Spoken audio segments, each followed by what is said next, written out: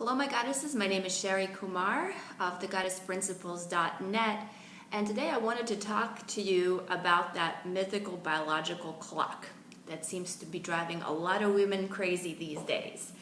The media keeps telling us that women have an expiration date and that we better hurry up and get married or reproduce for fear that we're going to miss that golden opportunity of a lifetime to prove ourselves that we are really real women, and that a woman who has not had a child or has not reproduced has not fulfilled her role as a woman.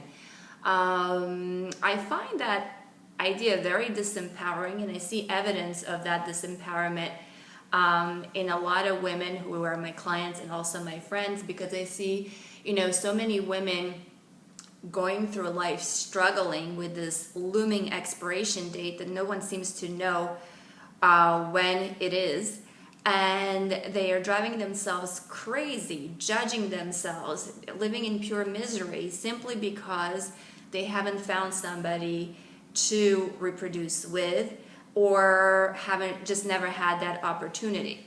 And that leads a lot of women to make a lot of very, very wrong choices that are wrong for them simply because they believe in that biological clock.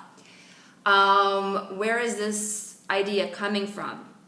I'm bicultural. I come from two cultures outside of the United States, and coming from there, I've never heard of the biological clock. Sure, there is such a thing as menopause, but no one seems to be obsessing about the biological clock. That seems to be a phenomenon that's very popular in American media, and I've always been wondering why that is. Also, logically speaking, if you're looking at the opposite sex, you can see that, clearly they too have a biological clock that nobody seems to be discussing.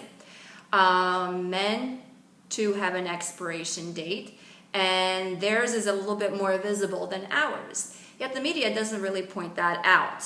If you read any science journals or medical journals, you see that men clearly do have symptoms of their failing manhood. The very first time that happens to a man, it's a very, very, very emotional and frightening experience. Plenty of evidence for that, and there's also plenty of evidence for the fact that men becoming fathers later in life is actually a health risk for the baby.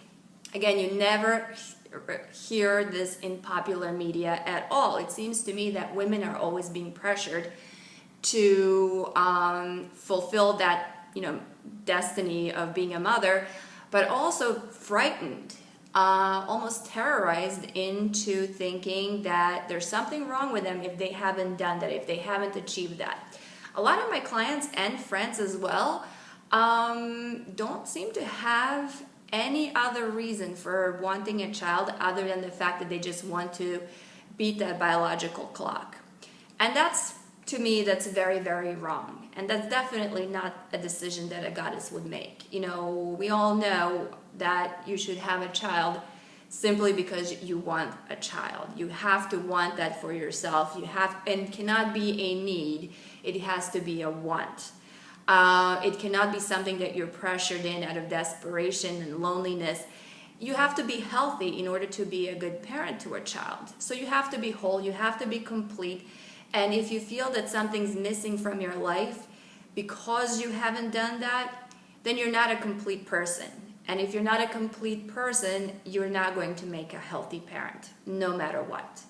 So I'm wondering, I've been wondering for years, why is it the onus is on women to beat this biological clock when it isn't on men?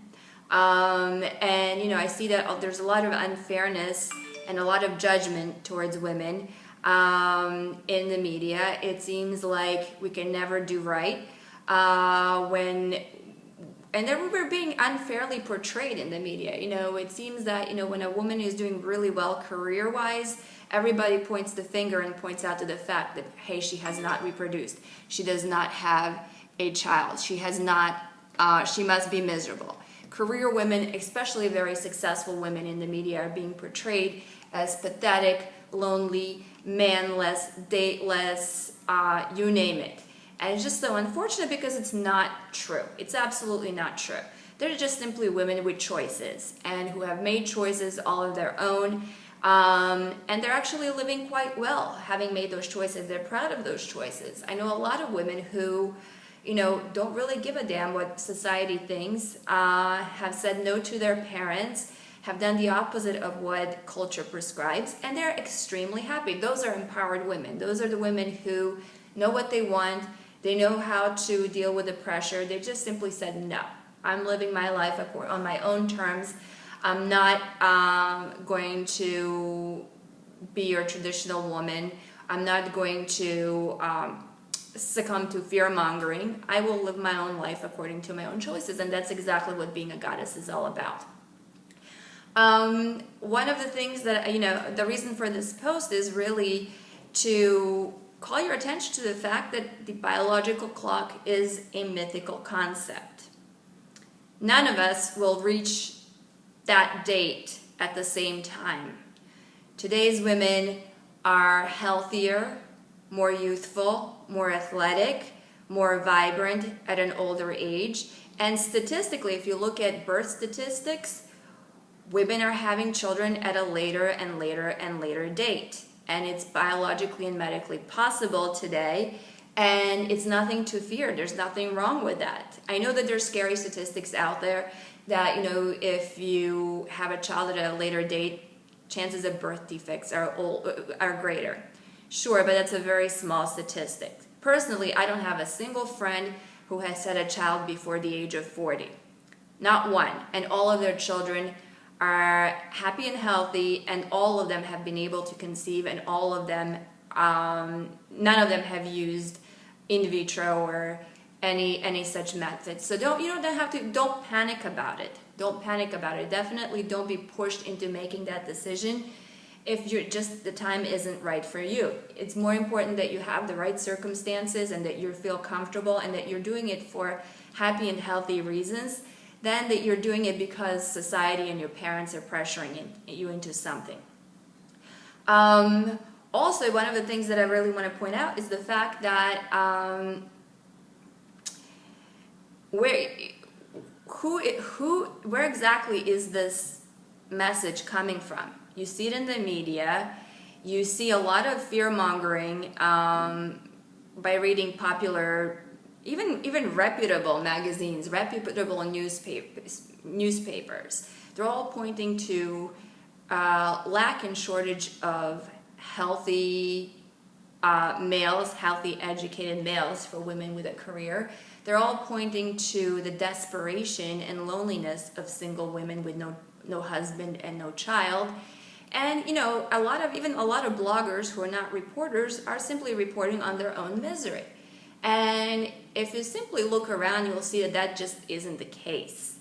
I actually, one of the things that I've been doing for the last 15 years on the side as my own personal hobby is I've been running a social networking group here on the East Coast for about 15 years. So I basically throw parties all over the East Coast for young professional people who happen to be singles. And my observation from throwing these parties and watching people socialize is that the opposite is true. Women are out there living their lives. They're traveling on their own and they're traveling with their friends. They're spending a lot of time and money exploring the world, exploring themselves, growing themselves spiritually, personally, in whatever way they want to, career-wise. They really aren't that worried about shortage of men. If there is such a shortage of men, it has been a good thing for us because it has compelled a lot of women to go out there and make the most out of their lives. And they're much happier and healthier for it. And that's very, very important in your process of becoming a goddess. You must explore yourself. You must take advantage of your life. You have to be free. You have to learn from every experience. Don't be so focused on finding that husband and having a baby. Sure, it's okay, and that's something that will definitely happen to all of us, but that cannot be your only goal in life. So please don't succumb to that notion that you have an expiration date. Personally, I think that the biological clock is offensive. It's very deeply offensive to me, and it is to a lot of empowered women, because basically it says that just like a bottle of milk, a woman has an expiration date. Beyond that date, she's no longer good. She's no longer of any use. She's no longer of any use to a man, to a relationship. Her chances of having a happy, healthy relationship have declined. Bullshit. Bullshit. You know, if you're strong, if you're empowered, if you know what you want, if you love your life, if you live your life, if you're enjoying yourself to the fullest, none of that matters. Who's to judge you? Who's to judge you? Do you really want to live your life feeling like you are that bottle of soured milk or spoiled milk? No. So, you know, please disengage from media like that. It doesn't do anything good or positive for our psyche. If anything, it does the opposite. It's very, very disempowering. I simply decided maybe 6 years ago to shut off media. I have no cable. I don't own a television. When I get all my news online, I read it very carefully. I only read objective media that's unbiased. I never read anything pertaining to dating, relationships, social, because I know exactly where it's coming from and it's not healthy for me. And that has actually been a very healthy thing to do, because I make my own rules. I believe in my own opinions. I cannot be swayed. No one's going to talk me into doing something that I don't want to do, and neither should you. The most empowered women are the ones who think for themselves. And one of the things that I see is that these younger women, the millennials, the recent college graduates, they are living exactly that life that I'm trying to teach a lot of women to live. You know, they're heavily criticized by the media for, especially the girls, for living on their own terms, for not caring too much about men or dating or having a baby. They're young and wild. They're exploring the world. That's exactly what a woman should be. You should be exploring yourself. You should be exploring your body. You should be exploring your sexuality. You should be exploring the world. You should be traveling. You should be exploring and learning from relationships, multiple relationships. You should be much, much, much more free. There's no reason for any woman to ever settle down. There's no reason to settle. That I misworded. There's really never any reason to settle. You should be going for the most you can get out of life, not for the first thing that comes along. You should be selecting from multiple men. You should have many, many, many, many choices. And then making the selection that's best for you, rather than accepting the first marriage proposals or, you know, marrying the first willing participant. You do not have an expiration date. You're not going to get spoiled. There's nothing wrong with living your life on your own terms. Just simply shut off the media. If any piece of advice that I could give you is shutting off the media has been very, very healthy for me.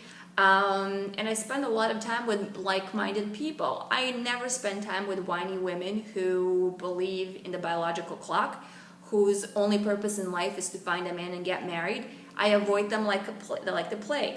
I spend time with good friends who are empowering, who are encouraging, who also want the most out of life, who also are refusing to settle. That's exactly where you should be. That's the company you should find yourself in. So, hopefully you got something out of this video post. I would love to hear your thoughts about the biological clock. It definitely is a controversial issue, but I also think it's a mythical idea, not necessarily something we have to take